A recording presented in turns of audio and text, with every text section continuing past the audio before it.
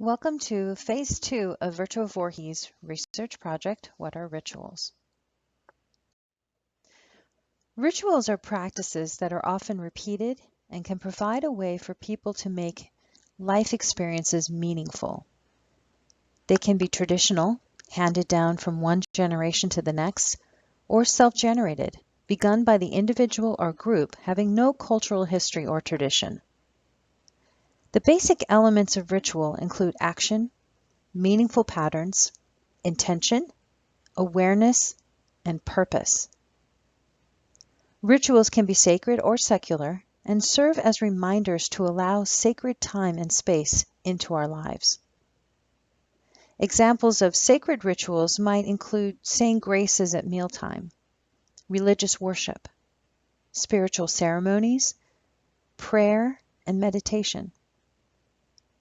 Secular rituals might include parades, family picnics, kissing under the mistletoe, or just taking a daily walk. Almost every culture engages in rituals to mark specific transitions, such as the change of seasons, birth, marriage, and death. Rituals are a feature of all human societies. They are an important part of the way any social group celebrates, maintains, and reviews the world in which it lives, and the way it deals with the dangers and uncertainties that threaten that world. Rituals occur in many settings, take on many forms, and perform many functions, both sacred and secular. A key characteristic of any ritual is a repetitive behavior. These behaviors do not have a direct overt technical effect. For example, brushing your teeth at the same time each night is a repetitive form of behavior, but it is not necessarily considered a ritual because the brushing has a specific physical effect, the removal of bacteria and debris from the teeth. If, however, this action is accompanied by another action that does not have a direct contribution to this physical effect, then it becomes ritualistic.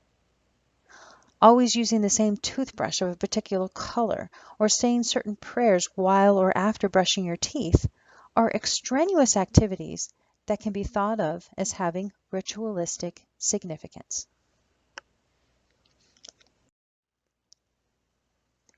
In social settings, rituals both express and renew certain basic values of society, especially regarding relationships between people and the supernatural world. In symbolic form, rituals portray key values and cultural orientations. They can express these basic values in a dramatic form that communicates values to both participants and the spectators.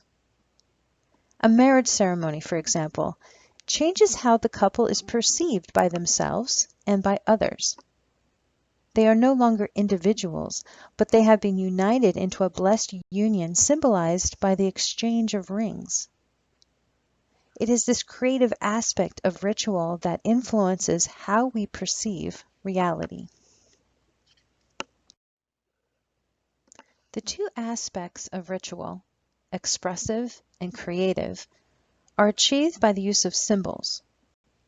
These include standardized objects as well as special clothing, movements, gestures, words, sound, song, music, and scents, as well as the fixed order in which these objects appear.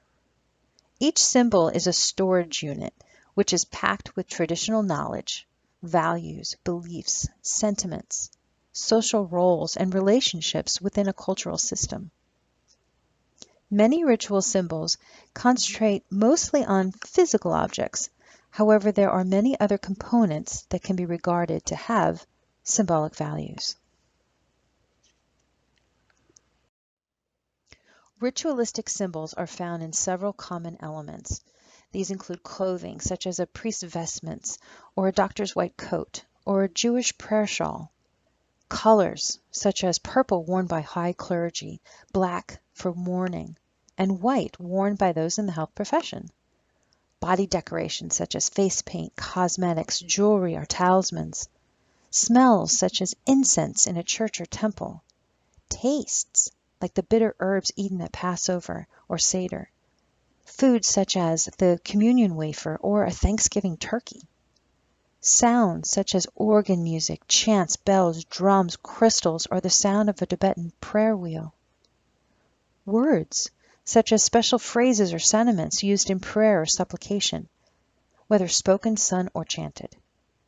Silence, such as the moments of silence observed at special points in religious service or meditation or services of remembrance.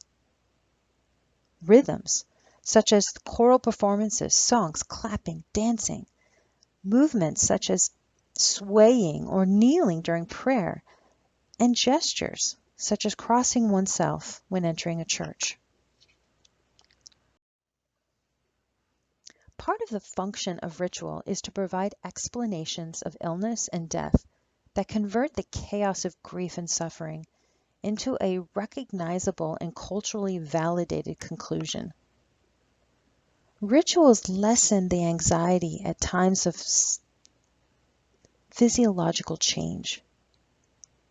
Rituals provide a standardized mode of behavior that helps to relieve the sense of uncertainty or of loss. When everyone knows what to do and how to act under those circumstances, this restores a sense of order and continuity to their lives. Rituals also provide a way of expressing and relieving unpleasant emotions because they have a cathartic effect. They provide a way of expression and so of relieving some of the interpersonal stresses or strains which are inseparable parts of both life and death. Rituals of healing can also function to reduce anxiety and uncertainty in the healers themselves.